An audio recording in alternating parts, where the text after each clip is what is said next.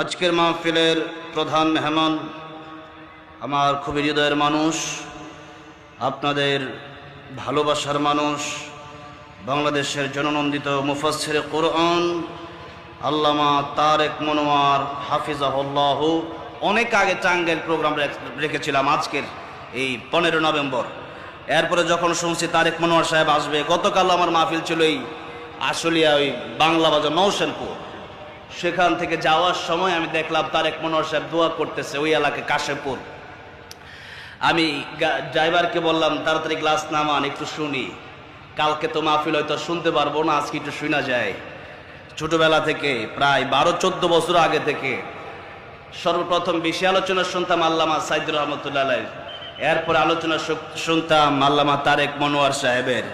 কি সুন্দর সুন্দর কথা তিনি বলে। আল্লাহ আল্লামা তারেক মনোয়ার সাহেবের হায়াতে তুমি বরকত দিয়ে দাও, বলেন আমিন।